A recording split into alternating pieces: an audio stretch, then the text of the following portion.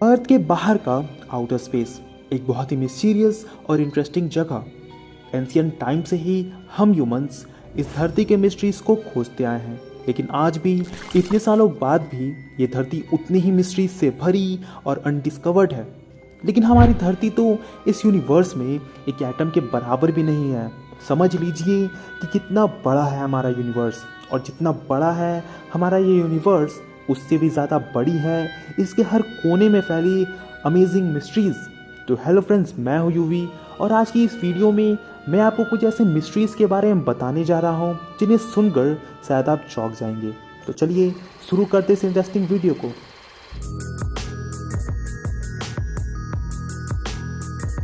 Number 1, हमारा solar system करीबन 4.7 billion साल पुराना है।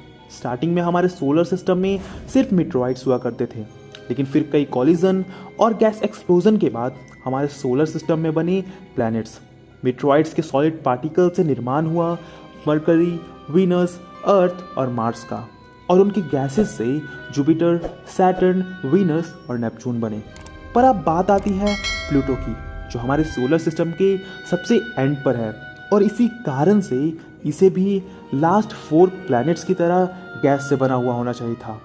लेकिन प्लूटो एक रॉकी प्लैनेट है, और इसी वजह से साइंटिस्ट आज भी कंफ्यूज्ड है कि प्लूटो सच में हमारे सोलर सिस्टम का एक पार्ट है या फिर किसी और सोलर सिस्टम से या एलियंस द्वारा यहाँ पर बस एक रखा हुआ प्लैनेट है।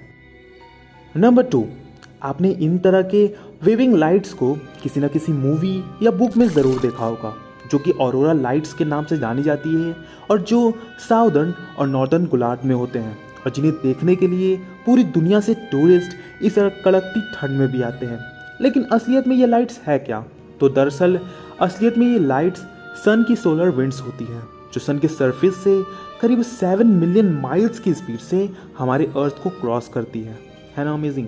नंबर 3, जिस तरह से हमारी अर्थ पे मेटल को एक दूसरे से चिपकाने के लिए वेल्डिंग का यूज़ किया जाता है, उसी तरह से स्पेस में भी एक फेनोमिना वर्क करता है जिसे कोल्ड वेल्डिंग कहा जाता है। और इस फेनोमिना के अकॉर्डिंग अगर हम स्पेस में किसी भी 2 मेटल्स को टकराएंगे तो वो आपस में जुड़ जाएंगे। ऐसा इसलिए होता है क्योंकि स्पेस में मेटल्स के एटम्स को ये पता नहीं चल पाता कि वो 2 अलग अलग सॉलिड के पार्टिकल्स हैं, और अर्थ पे ऐसा इसलिए नहीं होता क्योंकि उन सॉलिड पार्टिकल्स एटम्स के बीच हमेशा एयर ट्रैवल करते रहती है, जिनकी वजह से उन एटम्स को हमेशा ये पता चलता रहता है कि वो 2 अलग अलग सॉलिड्स हैं। नंबर 4, प्लूटो आज भले ही प्लैनेट की कैटेगरी से हटकर एक ड्वार्फ प्लैनेट बन गया हो, लेकिन आज भी ये प्लैनेट मिस्ट्री से भरा पड़ा है। आपको जानकर हैरानी होगी कि जहाँ हमारे प्लैनेट अर्थ के वोल्केनो से गर्म और धधकती हुई लावा निकलती है, वहीं प्लूटो के सरफेस पर बने वोल्केनो से निकलती है जमी हुई और ठंडी ठंडी बर्फ। ये बर्फ पानी के रूप में इन वोल्केनोस के अंडर प्रेशर में कलेक्टेड रहता है, और जब ये प्रेशर ज़्यादा हो जाता है तब इन वोल्केनोस के क्रेटर से निकलती है जमी हुई बर्फ। नंबर 5, वैसे तो साइंटिस्टों को आज तक ये कंफर्म पता नहीं चल पाया है कि हमारी धरती कैसे बनी। उनके बीच आज भी ये मतभेद बना हुआ है कि क्या हमारी धरती सन का पार्ट थी या फिर किसी मीटेरॉइड की। लेकिन उन्हीं के बीच एक स्ट्रॉन्ग थ्योरी ये कहती है कि शायद हमारी धरती या तो मंगल ग्रह का एक पार्ट थी या फिर एलियंस यहाँ पर आए थे।